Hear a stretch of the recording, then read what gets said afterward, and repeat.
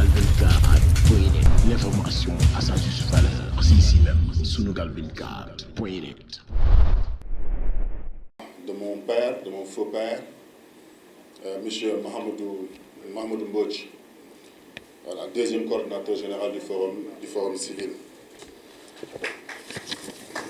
Donc, quand Pape Alé Niang m'a envoyé le livre sous enveloppe pour essayer de le lire, d'essayer de comprendre également qu'est-ce qu'il a écrit dans cet ouvrage, je me suis rappelé fondamentalement ce qu'il a présenté tout à l'heure à travers les différents discours du candidat Macky Sall, mais également du président de la République Macky Sall. Le premier fond sonore du discours qu'il a présenté tout à l'heure sont du candidat Macky Sall. Il y a également des discours du 3 avril 2012, là où il disait qu'il ne protégerait personne. Il y a également un discours du 30 décembre 2012 également, où il annonçait, je me rappelle très bien, que l'IGE, l'Inspection générale d'État, allait publier chaque année un rapport sur l'état de la gouvernance et la reddition des comptes. L'année qui suit, 2013, on a obtenu un premier rapport. L'année qui suit également, on a obtenu un deuxième rapport de l'IGE. Mais depuis 2015, on n'a pas reçu de rapport de l'Inspection générale d'État sur l'état de la gouvernance et la reddition des comptes. Dans également la bande sonore qu'il a passée tout à l'heure, on pourrait écouter, entendre le discours du procureur de la République, M.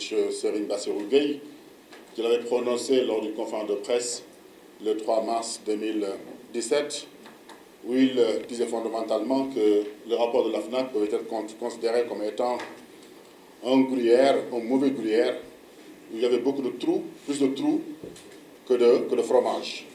Donc c'est un discours qu'il avait tenu le 3 mars 2017.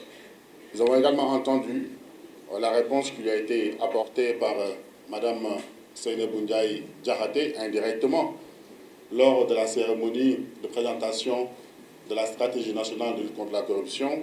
C'était le 25 juin 2019.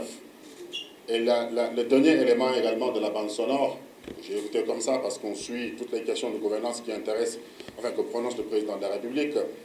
C'était tout récemment, le 31 décembre 2019, lors de son adresse à la nation, où le président de la République essayait, tant soit peu, de justifier le pourquoi M. Cheikh Omar Anne n'était pas traduit devant le juge. Et en pensant que l'OFNAC traitait que des questions de corruption, alors que rien que le nom, je ne parle même pas des attributs ni des prérogatives, rien que le nom, l'OFNAC, c'est l'Office national de lutte contre la fraude et la corruption. Et la fraude, elle est transversale. La fraude dans les médicaments, la fraude dans les niébés, la fraude dans la vente de riz, la fraude également sur les questions électorales. Donc l'OFNAC a une compétence transversale. Ce n'est pas uniquement la corruption, bien que la corruption également est un domaine, est une infraction transversale. Donc c'est pour dire quoi la bande sonore a campé le débat. J'ai peur quand je continue que ceux qui ont acheté le livre ne vont plus lire le livre. Ceux qui ne l'ont pas acheté ne vont plus l'acheter. Alors je me suis dit, comment faire pour essayer de parler un peu de cet ouvrage qu'on peut séquencer en quatre parties. Une première partie sur la naissance même de l'OFNAC. Je dirais même la naissance douloureuse de l'OFNAC. Avec ses péripéties budgétaires, ses péripéties même personnelles. On a dans l'ouvrage également la deuxième partie, c'est moi, ce sont mes parties, ce n'est pas les parties de Pape Alé Niang. Il y a également le coût. Pape Alé Niang nous a plongé dans l'historique des différents directeurs du Centre des œuvres universitaires de Dakar, mais également au milieu de son ouvrage, fondamentalement, il met l'accent sur les différentes malversations retenues par l'OFNAC, surtout à la page sont taillants et suivants. Et en dernier lieu, fondamentalement, c'est la mise à mort de l'OFNAC. Donc la naissance de l'OFNAC, le coût, les infractions retenues et la mise à mort de l'OFNAC. Fondamentalement, c'est ce que j'ai retenu en termes de séquence dans l'ouvrage de Pape Alé Niang. Mais en termes d'analyse approfondie, je dirais même que Pape Alé nous a plongé dans la question de la redevabilité. La question de la redevabilité. Parce que souvent, les corps de contrôle produisent des rapports. L'OFNAC produit des rapports, l'inspection générale produit des rapports, la Cour des comptes produit des rapports, mais on ne prend pas le temps de lire ces rapports. On ne prend pas le temps de disséquer, de voir exactement comment est-ce que nos ressources publiques, comment est-ce que nos ressources financières sont malmenées par nos dirigeants. Et quand je dis dirigeants, je ne mets pas simplement le doigt sur les hommes politiques. Je l'ai toujours dit, le combat contre la corruption, ce n'est pas un combat uniquement contre les hommes politiques, mais c'est contre également l'ensemble des agents de l'État. Parce qu'il est très rare de voir un homme politique épinglé en détournement de deniers publics, escroquerie, vol, prise illégale d'intérêt, sans pour autant qu'il soit aidé par un agent de l'État, autrement dit par un fonctionnaire. Donc la question fondamentale contre la corruption ne doit pas uniquement se limiter aux hommes politiques, bien sûr, qui ont la prise de décision, mais également on doit s'interroger sur l'architecture, sur l'armature, sur la squelette également de notre administration. Donc, Pape Alé nous plonge dans la question de la redevabilité, en demandant, il ne faudrait pas qu'on saute ce cas d'école qui est le coude. De la même manière qu'il a sorti un ouvrage sur le coude, quelqu'un d'autre a la possibilité également de sortir un ouvrage sur la Poste, a la possibilité également de sortir un ouvrage sur les ICS, etc., en utilisant la même méthodologie. C'est ça, en fait, l'intérêt pour moi de la redevabilité. Il nous a également permis de savoir quelles sont les personnes qui ont incarné l'OFNAC à travers son collège, à travers son conseil de surveillance, mais également à travers ses différents présidents. Également, il a cerné le rôle des uns et des autres, le rôle du président de la République dans la naissance de l'OFNAC, dans la mise à mort de l'OFNAC, le rôle du procureur de la République dans la défense de certaines personnes, même présumées, qui sont pointées du doigt par le rapport de l'OFNAC. Le rôle de l'ancien directeur de cabinet, actuel ministre des Infrastructures, M. Omar Youm, qui s'est précipité devant la télé pour essayer de brocarder Mme Nafi Ngom Keïta. Le rôle fondamental, mais également de Mme Nafi Ngom Keïta, en tant que femme qui a été très tenace, qui a été agressée, qui a été piétinée, qui a été brocardée fondamentalement par le régime en place. Même il y a des choses qu'on connaît que Pape Alé Niang n'a pas mis dans son ouvrage, dans ses bisbilles avec des hauts gradés également de l'État, qu'on ne peut pas dire ici, pour dire que voici une femme quand même en essayant de faire son travail, en essayant de demander au président de la Cour suprême, qui doit veiller au respect de la loi, de lui demander de déclarer son patrimoine. Et finalement, cette bonne dame s'est vue piétinée, s'est vue brocadée, s'est vue empiétée par l'État de la façon la plus humiliante possible. Mais également le rôle de l'ancien directeur de COUD, M. Cheikh Omar Anne, qui a joué un rôle quand même déterminant dans ces différents...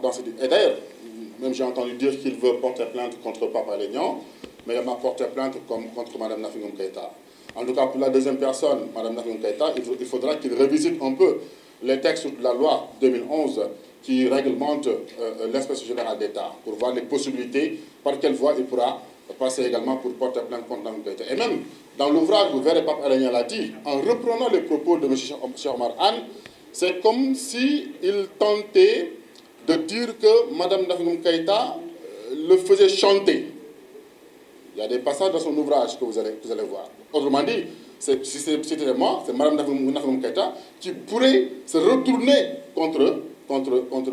Cheikh Omar Anne, parce qu'il a insinué également que personne ne pourra le faire chanter en faisant allusion également à Mme Nafi Ngom Keïta. Le deuxième point également, c'est Pape Alé Niang. Comment est-ce qu'on peut reprendre des faits? Dans l'ouvrage, Pape Alé n'a fait que reprendre des faits. En tout cas, ce que j'ai lu. Ce que j'ai lu, c'est des faits, c'est une succession également de faits qui sont basés dans le rapport de l'OFNAC. Et ce qui est assez intéressant, c'est qu'il est allé même au-delà de la volonté du procureur de la République de cerner cette affaire uniquement relativement aux 89 ou 92 millions de francs CFA. Alors que les infractions qui ont été présentées, soulevées par l'OFNAC vont au-delà même c'est des questions de voitures, c'est des questions de Ndogou, c'est des questions de vraiment des pratiques quand même qui ne sont pas dignes d'un gouvernement sobre, et vertueux. Le deuxième point, à part la redevabilité, le deuxième point c'est l'impunité. Il a voulu également montrer ici pour moi qu'on doit toujours, sans se lasser du moins, sans se fatiguer, on doit toujours se battre contre l'impunité. L'impunité est mauvaise pour une démocratie. L'impunité est mauvaise pour l'état de droit. L'impunité est mauvaise pour la stabilité sociale. L'impunité est mauvaise pour la lutte contre la corruption. L'impunité est mauvaise pour même une stabilité sécuritaire dans les différents pays. Et on doit faire très, très attention, surtout dans un contexte où le Sénégal est encerclé aujourd'hui par ce qu'on appelle un cercle de feu, qu'on le veuille ou pas. On doit faire très, très, très attention également à la culture de l'impunité parce que ça favorise fondamentalement à une sorte de revanche à l'endroit également des différentes autorités. Et à travers cette volonté de combattre l'impunité dans son ouvrage, il nous présente fondamentalement la faillite du procureur de la République. Il y a une faillite fondamentalement du procureur de la République, surtout si vous lisez la page 141, je pense qu'il a même dit, il a même évoqué tout à l'heure, sa déclaration au premier paragraphe de la page 141, vous l'opposez avec les faits qui sont présentés par Pape Alé Niang, tirés du rapport de l'OFNAC, qui sont à la page 61 à 94, vous allez vous demander, mais sur quelle base le procureur de la République a pu tenir également de tels propos? S'ils disent que oui, en fait, il n'y a rien dans ce rapport de l'OFNAC, ou bien il y a des choses sérieuses il n'y a pas de choses sérieuses dans ce rapport de l'OFNAC, je me demande, est-ce qu'il a fondamentalement lu le rapport de l'OFNAC, ou bien je l'inviterai également à lire cet ouvrage de Pape Alé Niang qui présente fondamentalement les différentes infractions qui ont été présentées par l'OFNAC à la page 61 à 94. Troisième également élément qui va venir, moi je l'ai subi quand j'ai sorti l'ouvrage sur le Prodac, en présenté le Prodac comme étant un scandale de 36 milliards, où on dit 29 milliards, c'est 36 milliards de francs CFA. Certains, au lieu de sortir des arguments ou bien des contre-arguments, attendez-vous qu'ils vont dire oui, il manque une virgule ici, vous avez fait une faute par là, cette phrase-là n'est pas complète. Il ne faudrait pas qu'on se focalise sur ça. Écrire un ouvrage, ce n'est pas écrire un papier ou bien un compte rendu du tout. Donc vous verrez des critiques. Certains vous diront, oui, vous avez repris le rapport de l'OFNAC. Oui, il a repris les faits, mais il nous a replongé dans cette culture de l'impunité. Il nous a replongé dans cette quête de redevabilité. Il nous a replongé en nous faisant connaître également l'OFNAC, en nous faisant connaître le coût, en retraçant également les faits qui ont été souvent rendus par la presse, mais qu'on a fini pratiquement. L'information à sa juste valeur, c'est ici même, Sunugal 24.net.